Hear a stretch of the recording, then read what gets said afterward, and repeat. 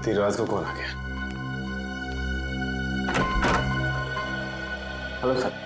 Hello, कहिए क्या बात? सर आपने बुलाया? नहीं, मैंने तो आपको नहीं बुलाया। लेकिन सर फोन तो इसी रूम से आया है। मैंने तो कोई फोन नहीं किया। देखिए, आपको कोई गलतफहमी हो रही होगी। ओके सर, कोई बात नहीं, सॉरी सर। ठीक है।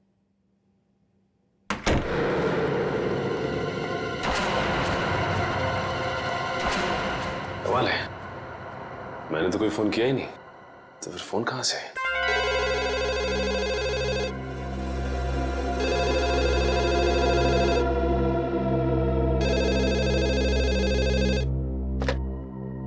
हेलो हेलो, आप सीआईडी ऑफिसर सचिन है ना? हाँ, मैं इंस्पेक्टर सचिन बोल रहा हूँ। बोलिए क्या बात है? सर मेरी बात प्लीज गौर से सुनिएगा। एक खून होने वाला है सर। खून? किसका खून? एक आदमी अपनी मानसिक रूप से बीमार पत्नी की हत्या करने वाला है सर। सिर्फ आप ही है जो उन्हें बचा सकते हैं। उस बंगलों में उन दोनों के सिवाय और कोई नहीं है। ये आदमी रहता कहाँ पे?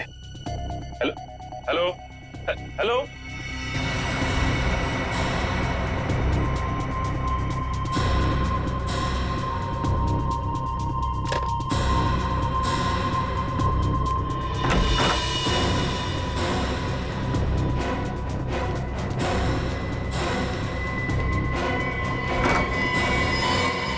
तुम क्या?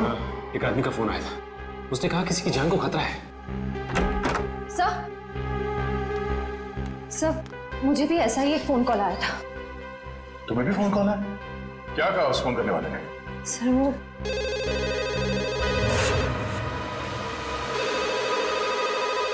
इतनी रात को कौन फोन कर रहा है?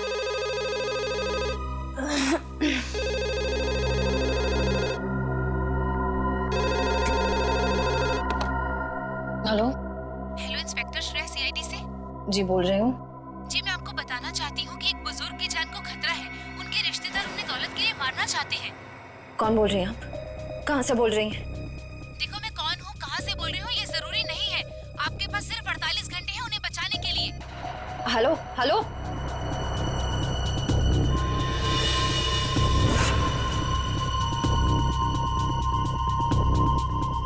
बुजुर्ग आदमी?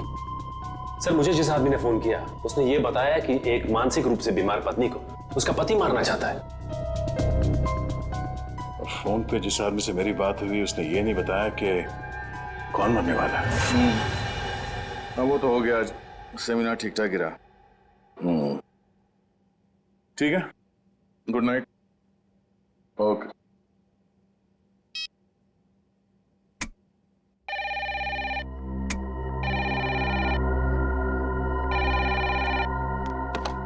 हेलो, वो कुल्हाड़ी वाला खूनी वापस आ गया है। अगले 24 घंटे में एक नया शिकार करने। बचा सकते हो तो बचा लो उसे। Hello hello hello. एक बुजुर्ग, एक पत्नी और एक कुल्हाड़ी वाला खूनी। अब ये क्या चक्कर है? तीनों की जान बचाने के लिए सबसे पहले हमें ये पता करना पड़ेगा कि फोन किसने किया था। चलो।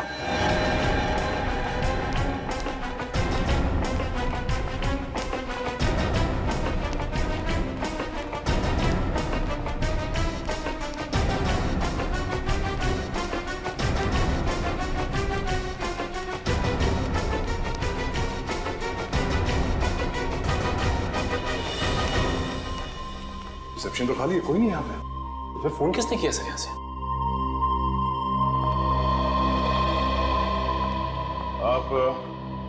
आप यहाँ के रिसेप्शनिस्ट हैं? हाँ जी, कोई प्रॉब्लम? हमारे कमरों में जो कॉल्स अभी अभी आपने ट्रांसफर किए थे वो किसने किए थे? मैंने? नहीं तो। और बिना गेस्ट की परमिशन के हम कोई फोन कॉल ट्रांसफर नहीं करते सर। अगर आपने फोन कॉल ट्रांसफर नहीं किया तो हम तीनों के कमरे में फोन कॉल कहाँ से आया? सर ट्रस्ट मी, मैं इस बारे में कुछ भी नहीं जानती हूँ। प्लीज मेरा यकीन करिए। वैसे वैसे कितनी देर पहले आपको ये कॉल्स आए थे? ये तकरीबन 5 मिनट पहले के। पर 5 मिनट पहले मैं रिसेप्शन पे नहीं थी सर। मैं कुछ काम से बाहर गई थी। ओह, शायद इसी बात का फायदा उठा के किसी ने यहाँ से कॉल ट्रांसफर किया है। रूबी, क्या बात है? कोई प्रॉब्लम है क्या? सर इन लोगों का कहना है कि इनके कमरे में कुछ फोन कॉल्स आए हैं। और पर सर मैंने फोन कॉल ट्रांसफर नहीं किया। देखो, गेस्ट इज ऑलवेज राइट। मेहमानों के साथ इस तरह से बहस नहीं किया करते। अगर ये लोग कह रहे हैं फोन कॉल्स आए हैं तो डेफिनेटली आए होंगे। अच्छा, रिसेप्शन के अलावा किसी और जगह से हमारे कमरों में कॉल ट्रांसफर किया जा सकता है? नहीं सर।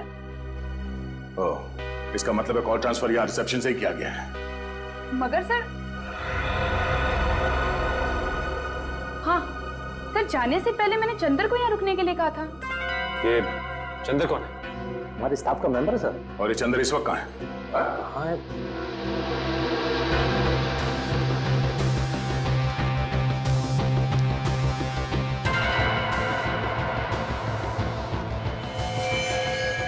सर, सर यहाँ कोई बेहोश पड़ा है।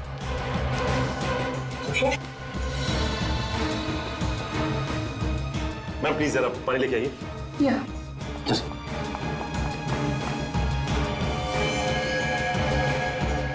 यही तो चंदर है सर।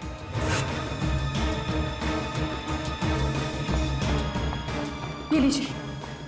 सर,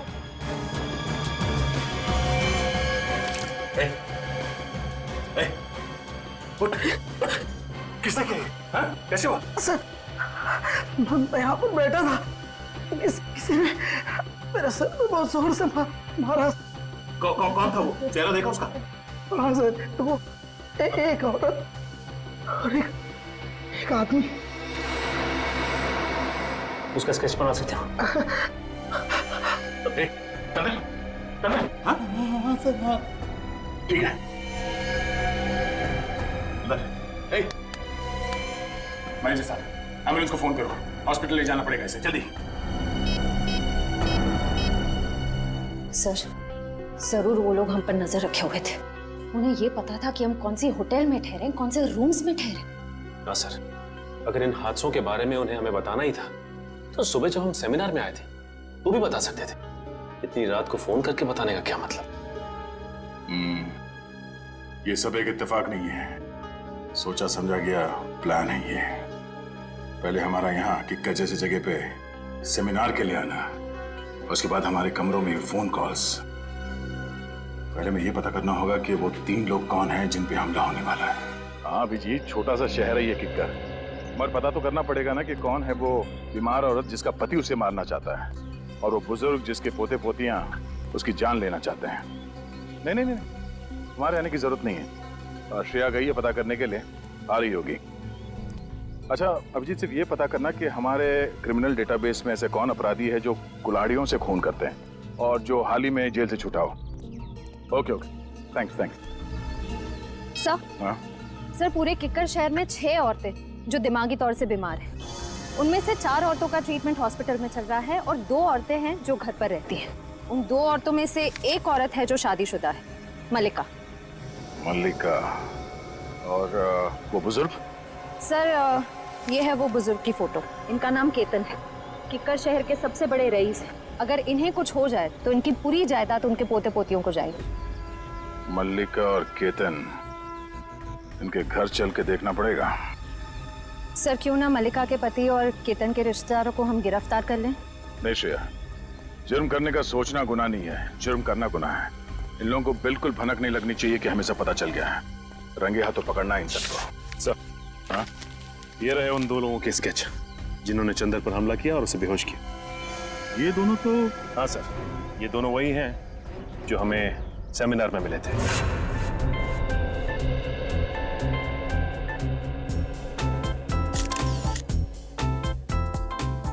पिछले 5 सालों में किक्कर में अपराध की घटनाएं कम हुई हैं, ये बात सुन के हमें बेहद खुशी हुई।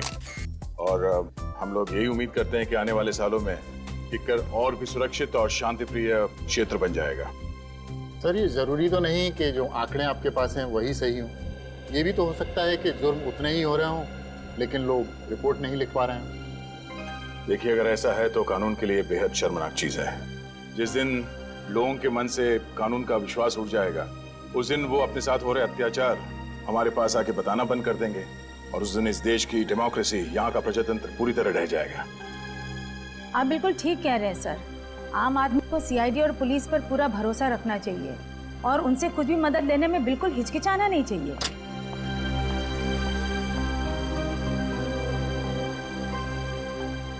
चलिए सर, खाना खा लेते हैं। हमारा अगला सेशन 3 बजे तक शुरू हो जाएगा। तो आप सबसे निवेदन है कि प्लीज ठीक समय पर आ जाइए। चलिए sir. Sir please CID team की एक साथ फोटो। श्योर।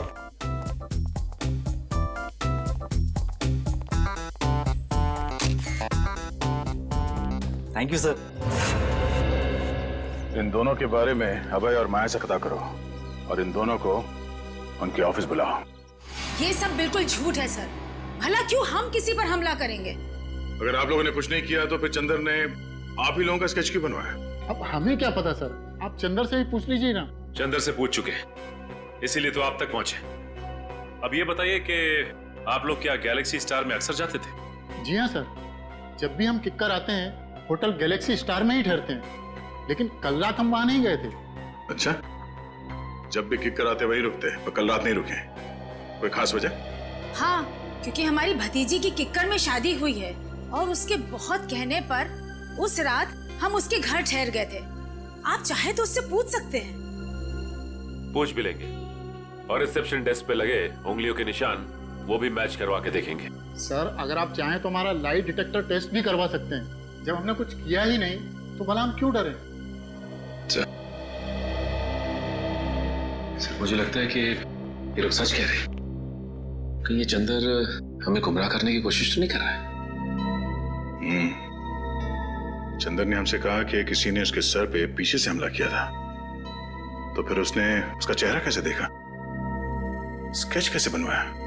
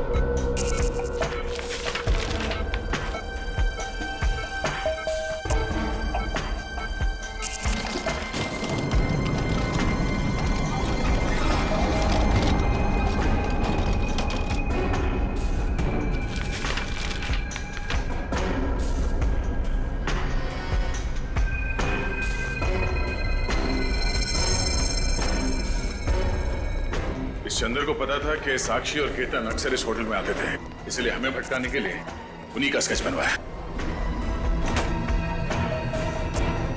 अरे ये चंदर कहां गया? इसी रूम में रखा था उसे सर। सचिन जरा आसपास देखना।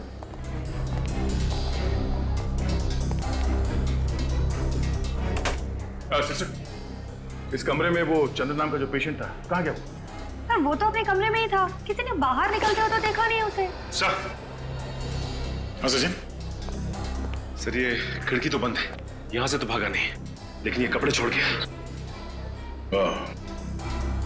इसका मतलब है मरीज के कपड़े फेंक के भेष बदल के भागा वो यहां से। ये चंदर कोई पुराना पापी लगता है। जेलर साहब, आपकी नॉलेज में ऐसे जितने भी मुजरिम हैं जिन्होंने कभी ना कभी कुल्हाड़ी को अपना हथियार बनाया हो, जी हाँ, सबकी डिटेल चाहिए मुझे। Thank you very much. कुछ पता चला? हाँ सर, किक्कर इलाके के ऐसे 3 लोगों के क्रिमिनल रिकॉर्ड्स मिले जिन्होंने कभी ना कभी कुल्हाड़ी से कोई जुर्म किया हो। कौन कौन है वो? सर एक का नाम है कमला, 35 साल की औरत है। इसके सास ससुर इसे दहेज के लिए परेशान करते थे। एक दिन तंग आकर इसने उन पर कुल्हाड़ी से वार कर दिया। कौन सी जेल में? सर बिंजलपुर जेल में थी। पिछले हफ्ते वहां आग लगी और 6 कैदी फरार हो गए, उनमें से एक ये भी थे। और बाकी दोनों? सर एक का नाम है नरुआ और एक का नाम है जग्गा। नरुआ ने अपने मकान मालिक पर हमला किया था और जग्गा ने अपने सौतेले पिता पर। नरुआ के खिलाफ कोई सबूत नहीं थे तो अदालत ने उसे छोड़ दिया और जग्गा को मानसिक मरीज बताकर असाइलम भेज दिया गया। नरुआ, जग्गा और कमला रेडी? अपने खबरियों को बता दो, किक्कर इलाके में इन तीनों में से कोई भी दिखाई दे फौरन इन्फॉर्म करें हमें। Yes sir. हेलो, आ गया? Oh no, Chandar. ठीक है दया, उसके बारे में सारी इंफॉर्मेशन निकालते हैं हम लोग। भूपेन, भूपेन, काम के वक्त पता नहीं कहाँ चल जाता है, फिर से सो गया। अरे वो पेन कहाँ है? जी मैम साहब। सो गया था क्या? हाँ? नहीं मैम साहब, मैं तो बाहर घास काट रहा था। घास के साथ साथ तूने केबल की तार भी काट दी क्या? सारे के सारे चैनल गायब हो गए थे, कुछ भी नहीं आ रहा है। मैम साहब अभी सेटअप बॉक्स वाले को फोन करके बुलाता हूँ और दूसरे दिन इसका डब्बा जवाब दे जाता है। हाँ जल्दी कर, पहले देख। नमस्ते। नमस्ते। नमस्ते मैम साहब। अब कीर्ति प्रसाद नाम है हमारा। बहुत प्यार से लोग किट्टू कहते हैं। केबल बनाने आया हूँ, केबल मैकेनिक हूँ। आपको कैसे पता चला कि केबल में समस्या है? हमने तो कोई शिकायत भी नहीं की अभी तक। अरे वो मैम साहब ऐसा है कि ये मोहल्ला में सबका ही प्रॉब्लम है, तो हम सोचा कि आपके यहाँ भी पूछ लूं। हाँ हाँ भैया, हमारा भी केबल ठीक कर दो, मेरा सीरियल निकला जा रहा है। बस मैम साहब 2 मिनट, सब ठीक कर देंगे। हाँ जल्दी करो। ये कैसे हो सकता है? केतन अंकल ने पिछले 10 साल से हाउस टैक्स नहीं भरा। अंकल ऐसी गैर जिम्मेदाराना हरकत कर कैसे सकते हैं? लगता है उनकी खबर बहुत अच्छी तरह से लेनी पड़ेगी। उनकी खबर आप बाद में लीजिएगा, पहले तो टैक्स डिपार्टमेंट आपकी खबर लेगा। हाँ? देखिए आप जानते नहीं हैं मेरे बॉस कितने गुस्से वाले हैं। आपके बॉस? हाँ मेरे बॉस मिस्टर दयानंद। लेकिन वो हमारी खबर क्यों लेंगे? ये घर तो केतन अंकल का है ना, और सारी प्रॉपर्टी के मालिक वो है। तो बुलाइए उन्हें, कहाँ है वो? जल्दी करो किट्टू, 7 जन्मों के 7 फेरों के 7 रिश्ते मेरा फेवरेट सीरियल है, मिस नहीं होना चाहिए। अरे मैम साहब वो आपका फेवरेट सीरियल है। हमारा भी फेवरेट सीरियल है। पिछला महीना जो गंगवा मरी थी ना, हमारी आंख से ऐसा आंसू गिरा मैम साहब। ये शोर कैसे है? हाँ? दिख नहीं रहा, टीवी खराब हो गया। हेलो सर, माई सेल्फ कीर्ति प्रसाद। बहुत प्यार से लोग मुझे ठीक है चलो। अबे तुमने दवाई खाई? तुम्हें मालूम है ना प्रज्वल कि बिना टीवी देखे, बिना सीरियल देखे मेरे को दवाई नहीं लेती हूँ मैं। अरे टीवी खराब है, ये ठीक नहीं होगा कि तुम दवाई नहीं खाओगी। तुम बहुत बुरे हो। दवाई खाओ ना, बी ए गुड गर्ल। लो रुको। क्या हुआ? मैं बताना भूल गया तुम्हें, डॉक्टर ने तुम्हारी दवाइयाँ चेंज की हैं। हाँ ये लो। ये बहुत कड़वी होगी। अरे नहीं होगी कड़वी भी, खा के तो देखो। पहले ही डर जाती हो। नहीं है ऐसा कुछ, खाओ ना। वेरी गुड, ये हुई ना बात। अरे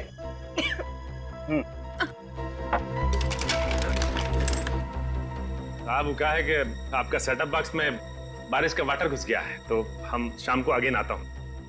नहीं शाम को नहीं, तुम एक काम करो, तुम परसों आओ।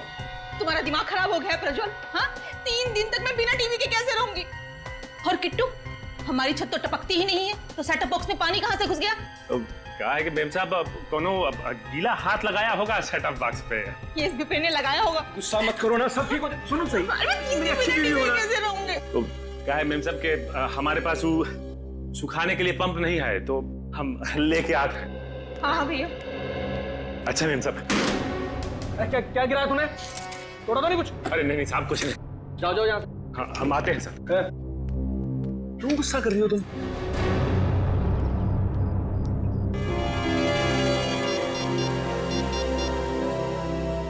हाँ सर लगता है आज रात मालिका का पति कुछ ना कुछ करने वाला है उसके साथ। नमस्ते, मेरा ही नाम केतन है और मैं अजय, इनका बिजनेस पार्टनर। केतन जी, मेरा नाम दयाश्री। मैं यहाँ आपके हाउस टैक्स के बारे में बात करने आई। बात यह है कि आपने पिछले 10 सालों से हाउस टैक्स भरा नहीं है। क्या कह रही हैं आप? क्या हम लोगों ने हाउस टैक्स नहीं भरा?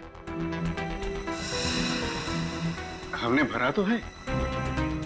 दयाश्री जी, मुझे लगता है आपको कहीं ना कहीं गलतफहमी हो रही है। जे साहब, मुझे कोई गलतफहमी नहीं हो रही है। अगर आपने हाउस टैक्स भरा होता तो हमारे रिकॉर्ड्स में भी होता। देखिए, आप जानते नहीं मेरे बॉस कितने गुस्से वाले हैं। अच्छा ठीक है। देखिए, मैं परसों आपके टैक्स ऑफिस आ जाता हूँ और सब कुछ ठीक कर देता हूँ, लेकिन मुझे लगता है कि कहीं ना कहीं रिकॉर्ड्स ऊपर नीचे हो गए होंगे। परसों क्यों? कल क्यों नहीं? मैं अपने बॉस से क्या कहूंगी? क्योंकि कल ऑफिस में हमारी इंपॉर्टेंट मीटिंग है और जेजे का वहां पे होना बहुत जरूरी है। कैसी मीटिंग? इस मीटिंग के बारे में मुझे क्यों नहीं बताया? अंकल, मैंने बताया तो था आपको, शायद आप भूल गए होंगे। अच्छा, हो सकता है। ठीक है, आप परसों के दिन आ जाइएगा टैक्स ऑफिस में। जी जरूर आ जाएंगे। वरना मुझे दोबारा आना पड़ेगा। नहीं नहीं, ऐसी कोई नौबत नहीं आएगी।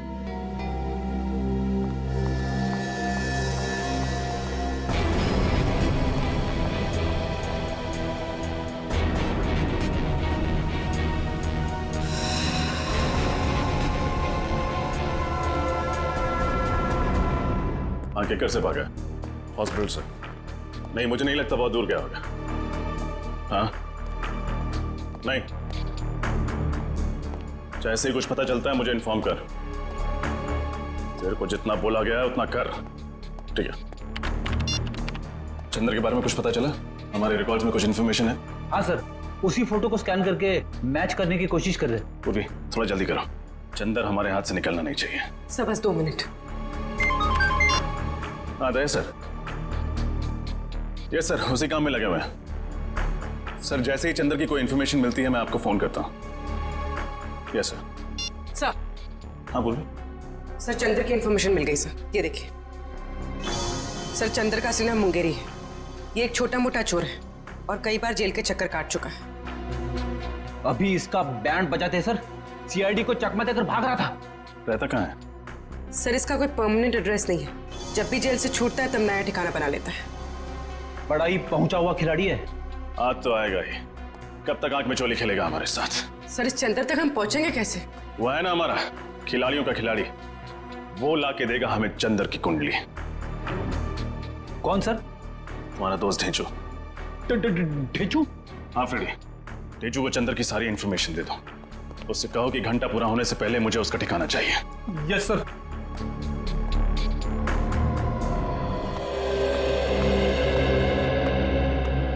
नमस्ते। जरा ये फोटोज देखना। इन तीनों में से कोई ठहरा हुआ था आपके होटल में पिछले कुछ दिनों में?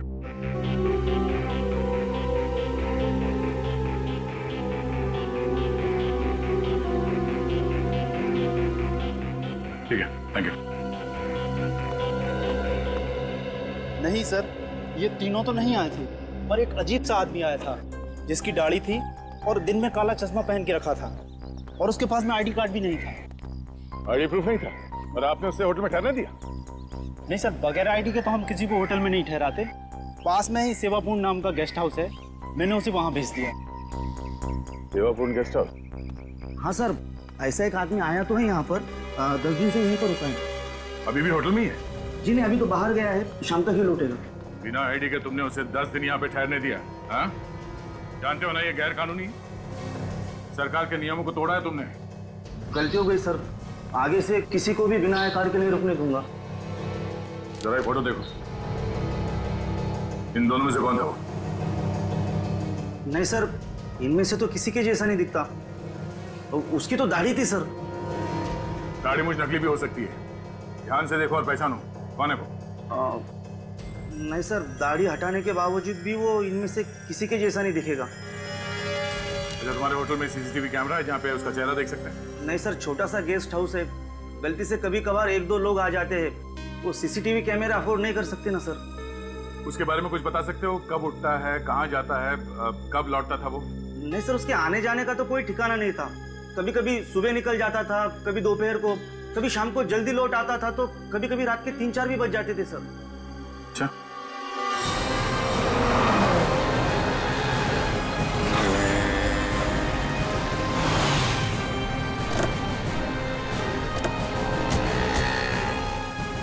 आपको पूरा यकीन है ये चंद्र उर्फ मुंगेरी हमें इसी इलाके में मिलेगा?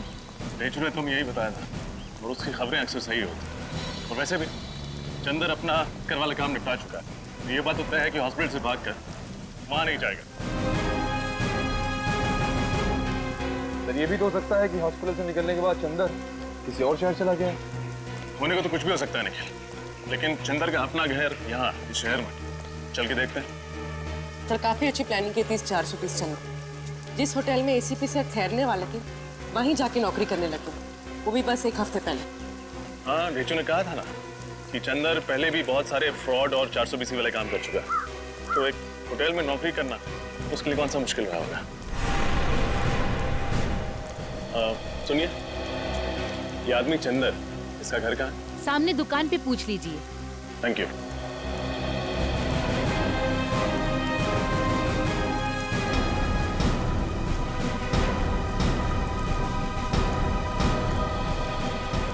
भाई साहब, ये चंदर का घर कहाँ है? जी नहीं मालूम। मुंगेरी? आप मुंगेरी ढूंढ रहे हैं? हाँ, मुंगेरी और चंदर। मिले तो उससे कहिएगा कि मेरे पैसे लौटा दे। 6 महीने पहले उसने मुझसे 10,000 रुपये उधार लिए थे, कहा था 1 हफ्ते में लौटा दूंगा। अभी तक 10 रुपये नहीं लौटाए। हाँ, बोल देंगे। लेकिन वो रहता कहाँ? वो सामने वाला घर है साहब, वो सामने वाला। Thank you. सर, केतन जी के पोते पोती सारिका और रोहित, उनका केतन जी के साथ बर्ताव बहुत ही बुरा था। जब मैंने केतन जी से कहा कि कल टैक्स ऑफिस में आ जाइए, तो रोहित और जेजे ने साफ बहाना बना दिया कि हमारी कोई मीटिंग है, हम परसों आएंगे। हर बात को घुमाने की कोशिश कर रहे थे। हाँ सर, और ये जो प्रज्वल मलिका को दवाइयाँ दे रहा है, उन दवाइयों के रिपोर्ट के मुताबिक इन दवाइयों में ट्रैंकुलाइजर है। अच्छा। और सर, ये दवाइयाँ मेंटल पेशेंट्स को नहीं दी जाती। और तो और सर, उसने मुझे भी शाम को आने से मना कर दिया, जैसा केतन के घर पे हुआ था।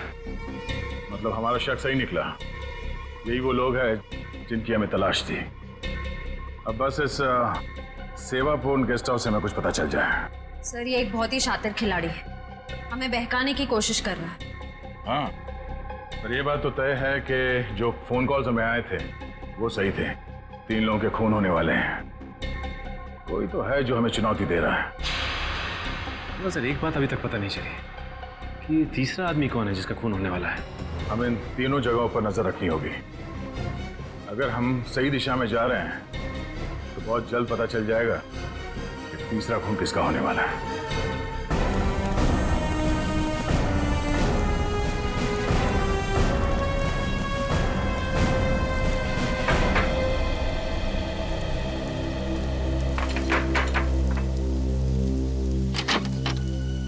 जी कहिए। मुंगेरी से मिलना।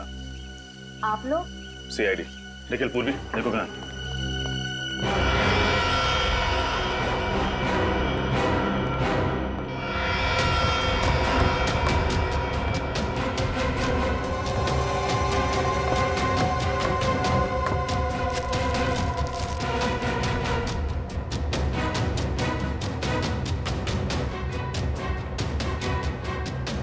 साहब, मुंगेरी घर पे नहीं है। आप उसे बचाने की कोशिश मत कीजिए। ये जूते, ये बैग उसी के हैं ना? हाँ, आज सुबह ही लौटा है वो किक्कर से। एक बहुत ही बुरी माँ रही हूँ मैं। जरूर मेरी परवरिश में ही कोई कमी रह गई हो, इसलिए मुंगेरी ने अच्छाई का नहीं बुराई का रास्ता चुना। सर, मुंगेरी घर पर। देखिए, कोई माँ बुरी नहीं होती। आई एम श्योर आपने उसे अच्छे संस्कार ही दिए होंगे। ये उसकी बदकिस्मती है कि जुर्म की दुनिया की चकाचौंध के सामने उसने अपना ज़मीर बेच दिया। इसीलिए आज तक मैंने कभी उसे बचाने की कोशिश नहीं की। 2 साल से तो वो जेल में ही था। अभी 2 हफ्ते पहले अचानक किसी ने उसकी जमानत करा दी। उसकी जमानत करा दी? किसने? ये तो खुद मुंगेरी भी नहीं जानता। उसे नोटों से भरा एक लिफाफा मिला और साथ में एक चिट्ठी जिसमें लिखा था कि उसे किक्कर जाके कुछ तो काम निपटाना है। ओह, तो इस प्लान का मास्टरमाइंड कोई और ही है। उसे मुंगेरी की जरूरत है सीआईडी को गुमराह करने के लिए, और उसी ने उसकी जमानत करवाई। मुंगेरी इस वक्त कहाँ मिली? अभी तो वो बापू बाजार गया है। कह रहा था कि उसे किसी से पैसे लेने हैं। जरूर उस मुजरिम से ही पैसे लेने होंगे जिसने ये पूरा प्लान बनाया। बापू बाजार।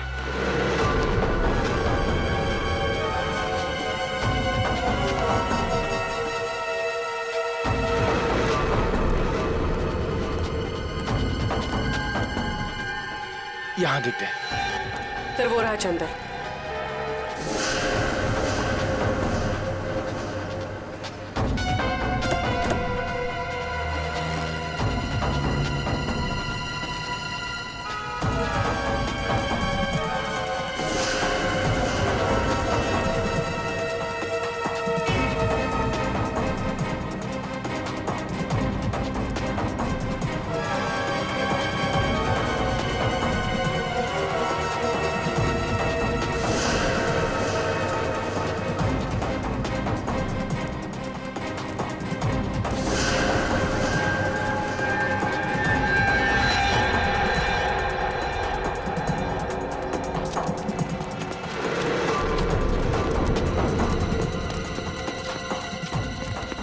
गया यार, देख है वो देख। अच्छा इधर से, चल चल चल चल।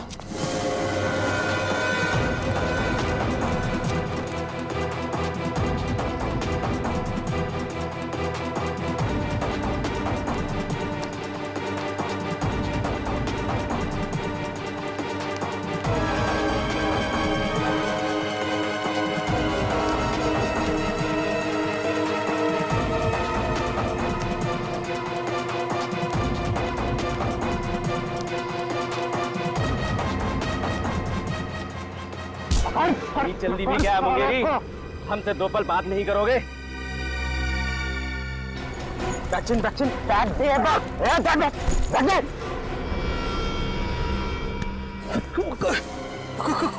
कौन है तुम लोग? हम आपके दिल में रहते हैं, किस्मत की धारा में सब बहते हैं। फोन पे मुझसे ही तो बात कर रहे थे तुम।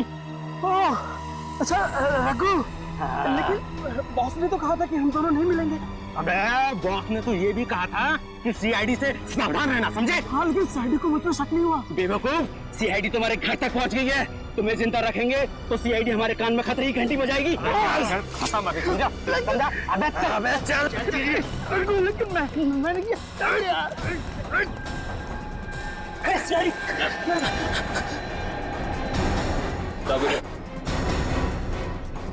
खतरे की घंटी भी बजाएंगे और इंसाफ की लोरी भी सुनाएंगे। मुझे कुछ नहीं मालूम साहब, मुझसे तो सिर्फ इतना कहा गया था कि मुंगेरी को खत्म कर दो सर। किसने कहा था? किसने कहा था? बॉस ने कहा था, बॉस ने। कौन है तुम्हारा बॉस? सर कुशल। कुशल? सर कुशल तो वो होटल मैनेजर है। सर उसी ने मुझसे कहा था सीआईडी को सारे फोन कॉल्स करने के लिए। मुझे तो ये भी नहीं पता है कि मरने वाले कौन है और मारने वाला कौन है। निखिल, ले जाए ना। चल। हट। हट। अपनी किकर वाली टीम को इन्फॉर्म करना पड़ेगा। पता नहीं क्या चल रहा है इस कुशल की खोपड़ी में। ध्यान से देखो सीढ़ी। ये मुझे क्या हो रहा है? मेरा सर क्यों चकरा रहा है? हाँ? कौन सी गोली दी है? मलिका, लगता है वो दवाई ने ना साइड इफेक्ट कर दिया। हम डॉक्टर के पास ही जा रहे हैं। लगता है ये लोग मल्लिका का काम तमाम करने जा रहे हैं। गोदाम में आग लग गई। जीजे ने मुझे फोन करके बताया क्यों नहीं? कल आपको फोन करने की कोशिश की थी, आपका फोन बंद था। मैं अपना कभी फोन बंद नहीं रखता। अंकल प्लीज जल्दी चलिए, आखिर देखें तो सही कि नुकसान कितना बड़ा हुआ है। चलो।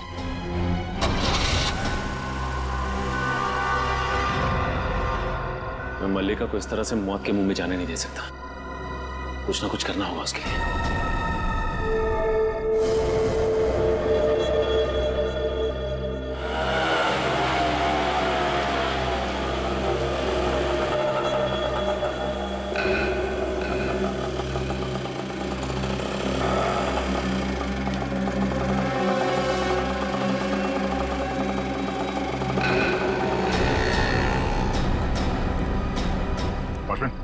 अभी अभी जो आदमी रिक्शा से उतरा, कहाँ गया वो? साहब बड़ा ही अजीब आदमी है, उसका कुछ पता नहीं रहता है। अभी अभी आया और तुरंत उसका मन बदल गया, कहने लगा सुबह लौटूंगा। इधर ही गया है।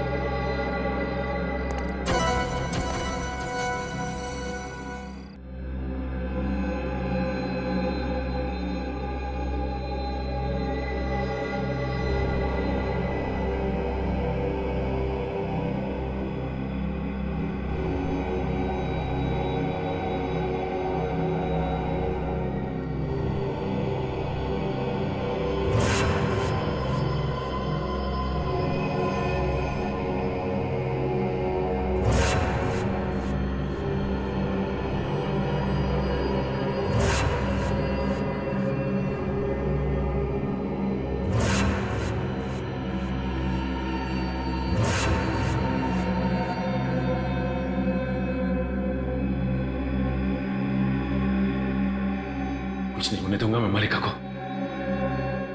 कुछ नहीं होगा उसे, कुछ नहीं।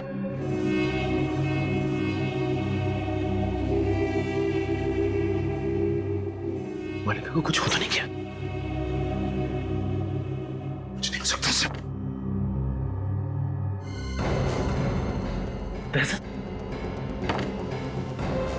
श्रेया,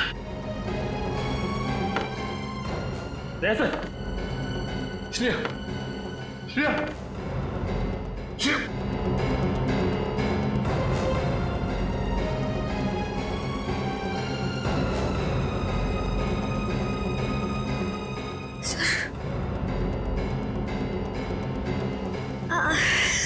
मेरे सर में बहुत दर्द हो रहा है। सर,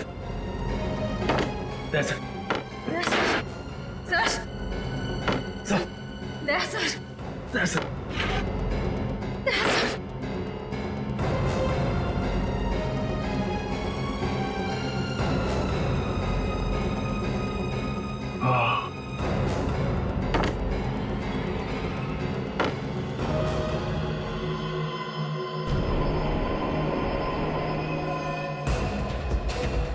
लाड़ी वाला खूनी।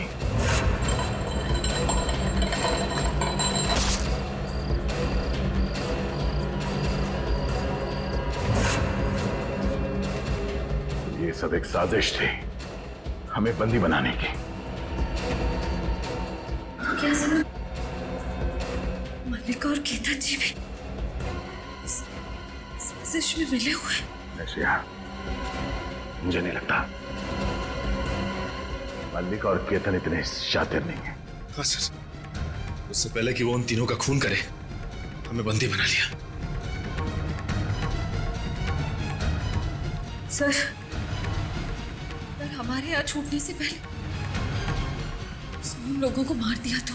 नहीं, ऐसा कुछ नहीं होगा। हम लोग यहाँ से बाहर भी जाएंगे और उन्हें बचाएंगे भी। हमारे हाथ पैर बंधे हुए हैं, दिमाग तो खुला है।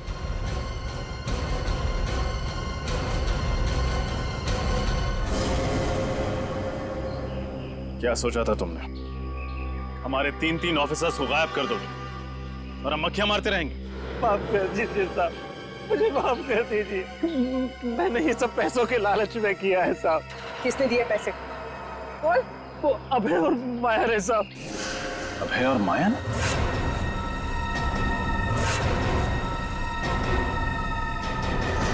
वो एनजीओ वाले जिन्होंने ये सेमिनार ऑर्गेनाइज किया था? हाँ साहब, वही साहब। साहब, वो सेमिनार तो एक बहाना था साहब। वो लोग बोल रहे थे कि अब देखना हमारी चूहेदानी में सीआईडी के 3 चूहे कैसे आकर फंसते हैं। चूहों को नहीं, शेर को दावत दी है उन्होंने अपने घर पे। तो लोग सोच भी नहीं सकते तुम जैसे मच्छरों का दया सर क्या हाल करेंगे। कहाँ रखा है हमारे 3 ऑफिसर्स को? साहब मुझे नहीं मालूम साहब, कुछ नहीं मालूम। वो लोग बातें कर रहे थे कि ऐसी भीड़ भाड़ वाली जगह पे रखेंगे जहाँ पे किसी को शक ना हो साहब।